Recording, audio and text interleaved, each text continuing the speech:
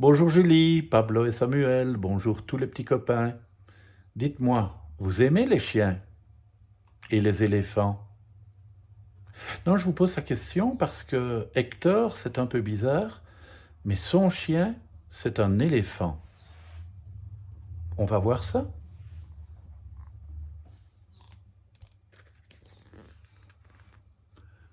Comme tous les mardis midi, Hector va jouer dans son carré de sable. Mais aujourd'hui, une surprise l'y attend. Hé, oh, l'éléphant! Que viens-tu faire dans mon carré de sable? Je me suis sauvé du zoo, lui répond l'éléphant tout affolé. Je me cache parce que je suis recherché partout. Si on me trouve, on me remettra en prison. Moi qui n'ai rien volé. Sniff, sniff. Allez, lui dit Hector, ne pleure plus, sinon nous allons nous noyer.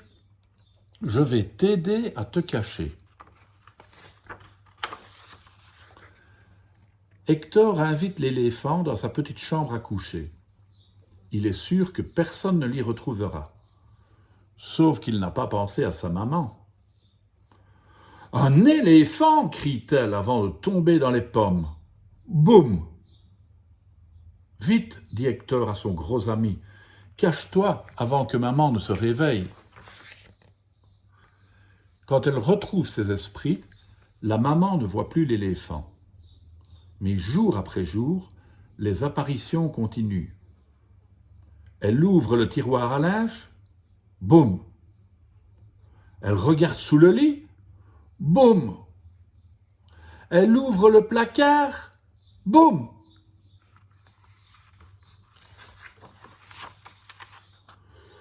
Je dois te faire sortir de ma chambre, sinon ma maman va devenir complètement folle, dit Hector à l'éléphant. Mais comment? J'ai une idée. Je vais te déguiser.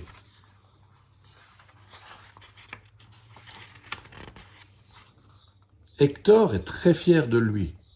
Mais voilà qu'il apprend que la saison de la chasse à l'orignal vient tout juste de commencer.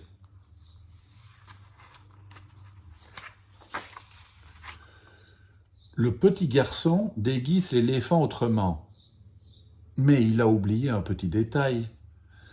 Les dinosaures n'existent plus depuis belle lurette. Une fois dehors, il devient l'attraction de milliers de savants en blouse blanche.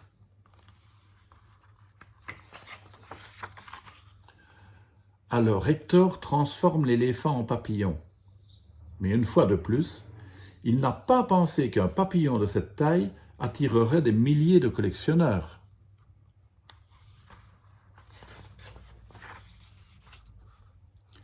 Loin d'être découragé, Hector décide de déguiser l'éléphant avec son costume de carnaval. L'éléphant enfile donc le minuscule vêtement, ce qui n'est pas une mince affaire. Cela fait, mine de rien, Hector sort et va promener son nouveau chien. Pour ne pas attirer l'attention, il explique à son ami ce qu'est la vie de chien. Il doit aboyer « Wouf, wouf !» rapporter le journal, mais pas le marchand, et faire pipi dans le caniveau en levant la patte. Tout va bien. L'éléphant aime sa nouvelle vie de chien.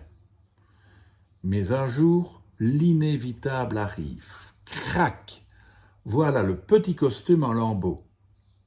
Hector trouve cela bien compliqué de camoufler un gros éléphant.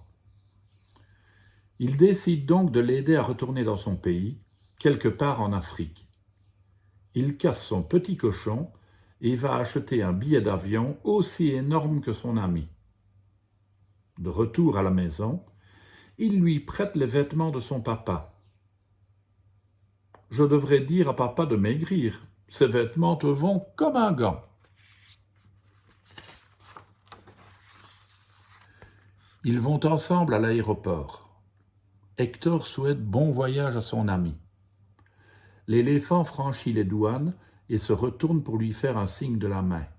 « On s'écrira » lance-t-il au petit Hector avant d'entrer dans l'avion. Tout triste d'avoir perdu son ami, Hector retourne chez lui, mais une nouvelle surprise l'y attend. Hector entend une petite voix. « Au secours! Au secours!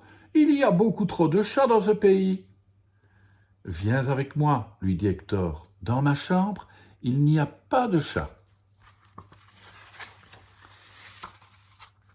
Hector prend délicatement la souris et la transporte chez lui. « C'est gentil de m'aider à me cacher, mais je dois te dire un secret. » Et juste au moment où la souris enlève ses grosses oreilles, la maman d'Hector ouvre la porte de la chambre et tombe nez à cou avec une girafe. C'est pas fini les aventures d'Hector, tu ne crois pas? À demain les enfants.